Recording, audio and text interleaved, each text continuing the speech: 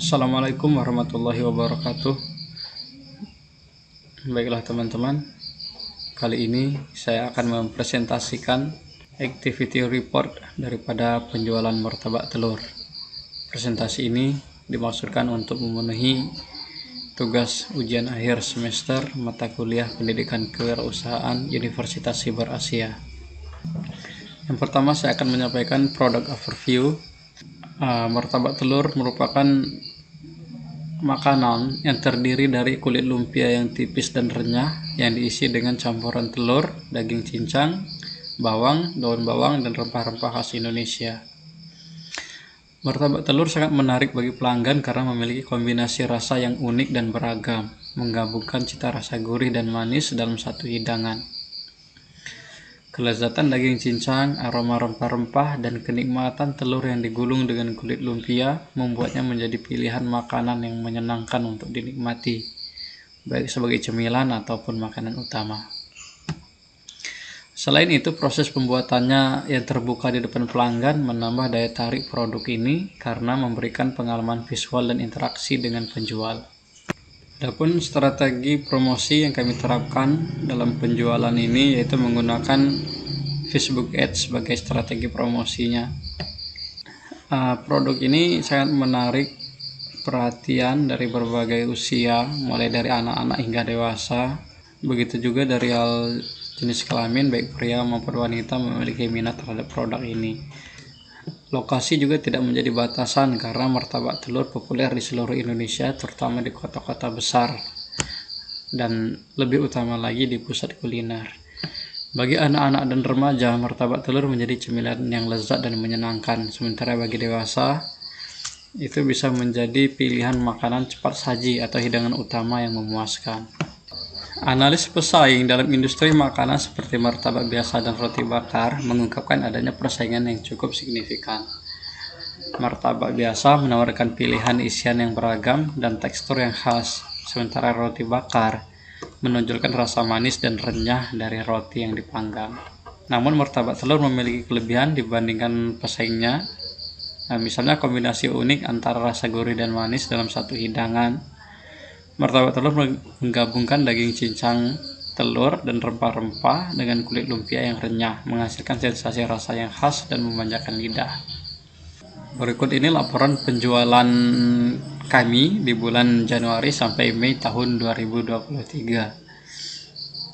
Seperti tabelnya yang bisa Anda lihat di sebelah kiri. Produk paling laku selama periode ini yaitu produk martabak telur ini dengan isian keju dan coklat menjadi produk paling laku, menghasilkan lebih dari 40% dari total penjualan. Sedangkan waktu terbaiknya untuk penjualan martabak telur cenderung meningkat saat akhir pekan dan hari libur nasional, apalagi sore dan malam hari, itu sangat banyak. Selama periode Januari sampai Mei 2023, total keuntungan yang dihasilkan dari penjualan martabak telur mencapai angka yang sangat signifikan. Tentunya keuntungan berasal dari margin keuntungan yang diterapkan pada setiap produk yang terjual setelah dikurangi biaya bahan baku, tenaga kerja, dan biaya operasional lainnya. Keuntungan yang dihasilkan dari penjualan ini dapat digunakan untuk pengembangan lebih lanjut, pemasaran, serta meningkatkan kualitas produk dan layanan. Berikut ini adalah faktor-faktor penyebab keberhasilan penjualan. Yang pertama, inovasi produk, seperti menambahkan varian rasa baru, menciptakan varian isian yang menarik, menghadirkan produk dengan tampilan yang lebih menarik, itu sangat dapat meningkatkan minat pelanggan. Faktor yang kedua yaitu kualitas produk dan layanan. Menjaga kualitas produk dan pelayanan yang konsisten dapat membantu membangun kepercayaan pelanggan dan menghasilkan pelanggan yang puas.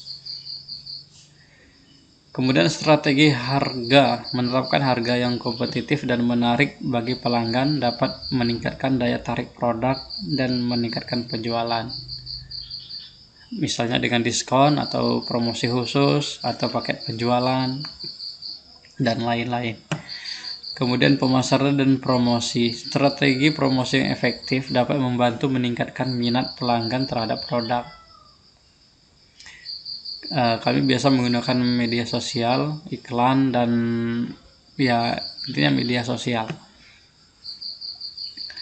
Kemudian kemitraan dan kolaborasi. Bermitra dengan merek atau acara terkenal dapat membuka peluang penjualan yang lebih besar. Atau bisa juga bermitra dengan organisasi-organisasi tertentu. Jadi ketika organisasi tertentu tersebut mengadakan acara, maka peluang penjualan kita sangat besar pada acara yang diadakan oleh organisasi tersebut. Kemudian di sini juga ada efek dari strategi promosi dan targeting pelanggan. Selanjutnya faktor penyebab penurunan. Nah, setelah tadi ada faktor penyebab keberhasilan, ada juga faktor penyebab penurunan. Yang pertama yaitu karena perubahan tren konsumen. Perubahan selera dan tren konsumen dapat mengakibatkan penurunan minat terhadap produk kita. Ya, ini ini normal terjadi. Mungkin karena ada rasa bosan sehingga adanya penurunan minat terhadap produk kita. Kemudian ada juga penurunan kualitas. Penurunan kualitas produk atau layanan dapat membuat pelanggan beralih ke pesaing. Ini biasanya terjadi ketika ada karyawan baru yang belum terlalu mahir dalam melaksanakan tugas-tugasnya, sehingga kualitas kita menurun.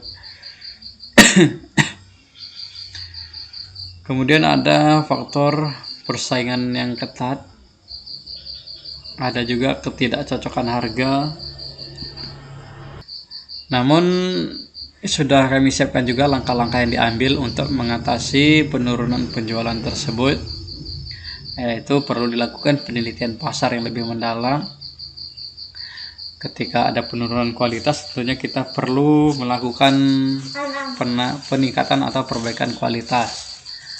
Kemudian strategi pemasaran kreatif, harganya kita sesuaikan, kemitraan dan kolaborasinya kita perluas lagi.